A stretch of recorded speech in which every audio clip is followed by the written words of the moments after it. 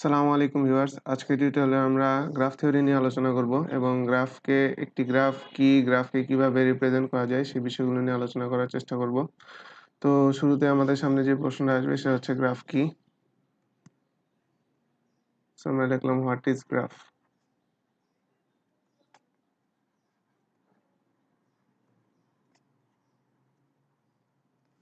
Graph হচ্ছে একটা set. Graph is a set.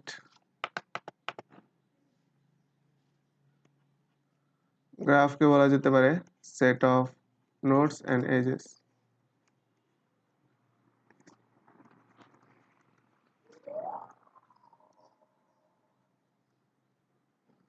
So node হচ্ছে একটা ইউনিট।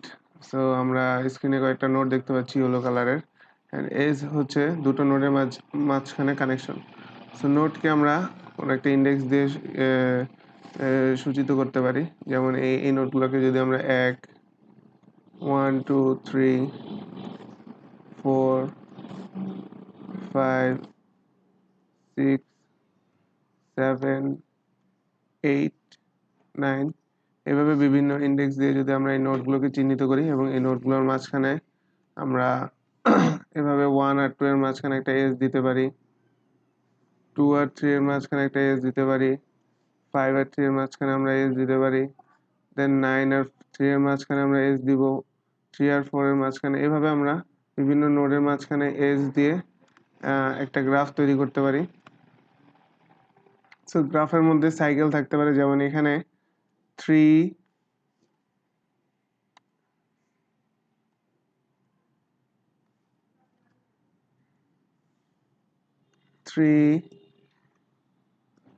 7 and 8, 3, 7, 8, 6 এই 4টা নোড মিলে এখানে একটা সাইকেল তৈরি হয়েছে। আবার একটা নোডের মধ্যে সেলফ লুপ থাকতে পারে, অর্থাৎ একটা গ্রাফের মধ্যে সেলফ লুপ থাকতে পারে, অর্থাৎ সেম নোডের মধ্যে নিজের সাথে একটা এজ থাকতে পারে। তো এরকম গ্রাফ বিভিন্ন রকমের হতে পারে। তো একটা গ্রাফকে এখন আমরা কিভাবে রিপ্রেজেন্ট করব সেটা নিয়ে আলোচনা করব। তো একটা গ্রাফকে আমরা অ্যাডজাসেন্সি ম্যাট্রিক্স এবং অ্যাডজাসেন্সি লিস্ট এই দুই পদ্ধতিতে আমরা রিপ্রেজেন্ট করতে পারি। তো শুরুতে আমরা অ্যাডজাসেন্সি ম্যাট্রিক্স নিয়ে আলোচনা করব।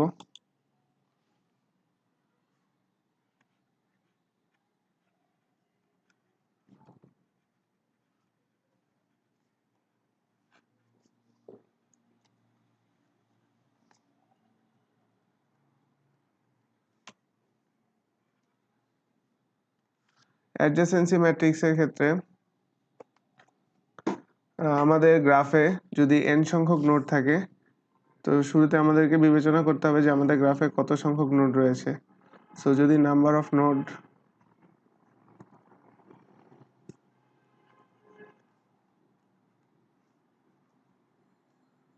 n হয়, যদি নাম্বার অফ নোড n হয়, সেক্ষেত্রে একটা n ইন্টু n ম্যাট্রিক্স দিয়ে আমরা আমাদের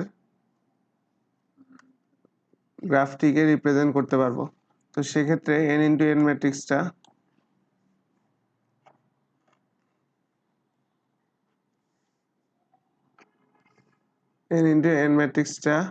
হবে একটি 0, 1 ম্যাট্রিক্স। আর যদি আমাদের গ্রাফটা ওয়েটেড গ্রাফ হয়, সেক্ষেত্রে অন্য স্বাভাবিক ম্যাট্রিক্সের মতো একটি ম্যাট্রিক্স হতে পারে। তো ওয়েটেড গ্রাফ কি সেটা নিয়ে আমরা একটু আলোচনা করতে পারি। আমাদের গ্রাফের যে এজগুলো রয়েছে, এই এজগুলোর প্রতিটার ওয়েটকে আমরা সেম ধরে নিয়েছি।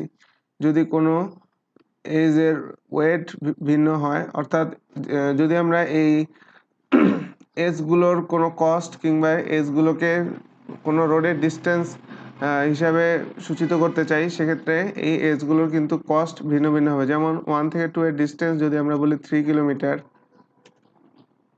2 থেকে 3 এর ডিস্টেন্স যদি আমরা বলি 4 কিলোমিটার, সেক্ষেত্রে 1, 2 যে এজ এবং 2, 3 যে এজ, সেই দুইটা এজ কিন্তু সেম হবে না। সেক্ষেত্রে আমরা গ্রাফটাকে একটা ওয়েটেড গ্রাফ বলবো। এবং গ্রাফের যে এজ, এই এজের ডিরেকশন থাকতে পারে। যদি 1 থেকে 2, 1 আর 2 এর মাঝখানে যে এজ রয়েছে, এটা যদি ডিরেকশন 1 থেকে 2 হয়, তো সেক্ষেত্রে গ্রাফটাকে আমরা ডিরেক্টেড গ্রাফ বলবো। সো গ্রাফ হতে পারে ডিরেক্টেড, আনডিরেক্টেড, গ্রাফ হতে পারে ওয়েটেড, আনওয়েটেড। সো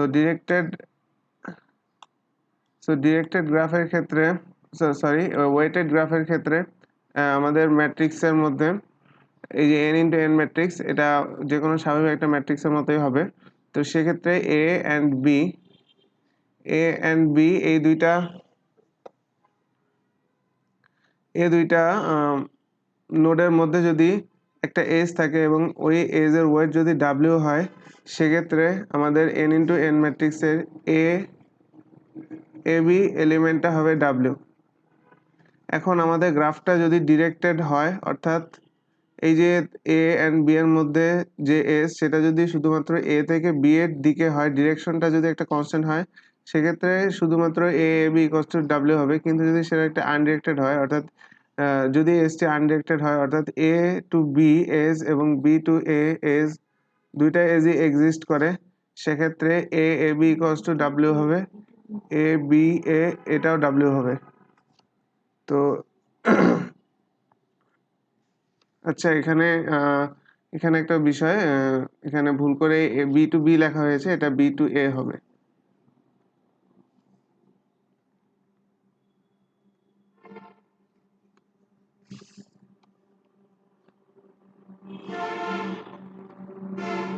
আচ্ছা, সো এটা গেল অ্যাডজাসেন্সি ম্যাট্রিক্স। তো এখন আমরা আলোচনা করব অ্যাডজাসেন্সি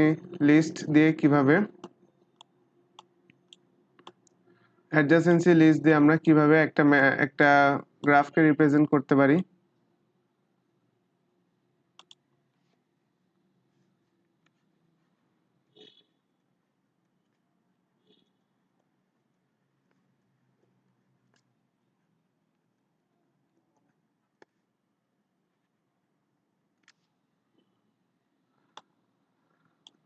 অ্যাডজাসেন্সি লিস্ট দিয়ে যখন আমরা একটা গ্রাফকে রিপ্রেজেন্ট করব, তো একটা গ্রাফ এ নিব।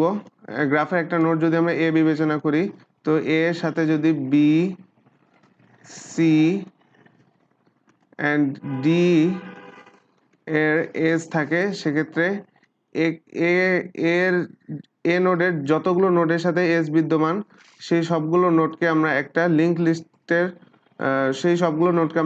লিস্টের মধ্যে রাখবো, বি সি ডি এইভাবে। এবং একইভাবে বি এর সাথে যতগুলো নোডের এজ রয়েছে, সেগুলোকে আমরা একটা লিঙ্ক লিস্টের মধ্যে রাখবো।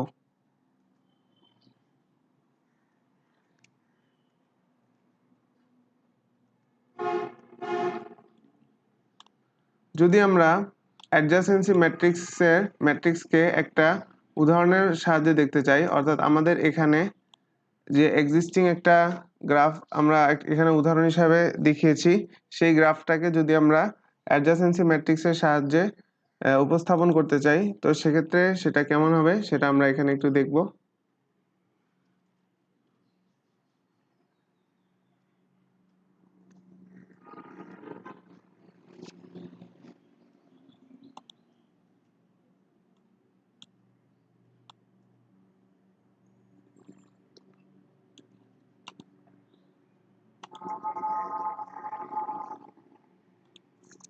তো আমরা এখানে গ্রাফটা দেখতে পাচ্ছি। তো এখানে টোটাল 9টা নোড আছে। সো এটা একটা 9x9 ম্যাট্রিক্স। তো এখানে 9x9 ম্যাট্রিক্সটাকে আমরা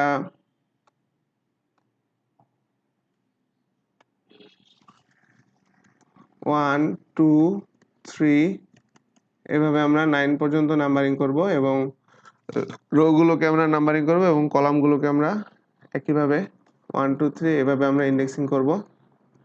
দেন যেহেতু 1 আর 2 এর মধ্যে একটা এজ রয়েছে, সো 1 2 তম যে অংশ 1 2 তম যে এলিমেন্ট, সেই এলিমেন্টের ভ্যালু হবে 1, এবং একইভাবে 2 1 তম যে এলিমেন্ট, সেটার ভ্যালু হবে 1। একইভাবে আমরা দেখতে পাচ্ছি 3 6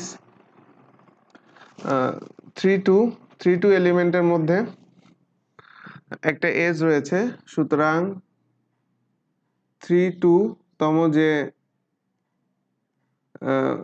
এলিমেন্ট সেটা হবে 1, এবং 2 3 তম এলিমেন্ট সেটা 1 হবে। এবং যে দুটি নোডের মধ্যে কোনো এজ নাই, সেই জায়গাগুলোতে আমরা 0 বসিয়ে দেব। তো আমরা যে দেখতে পাচ্ছি যে 1 এবং 1 নিজের মধ্যে একটা নোড রয়েছে, সো 1 তম এলিমেন্ট, এটা 0 হবে না, এটা হবে 1।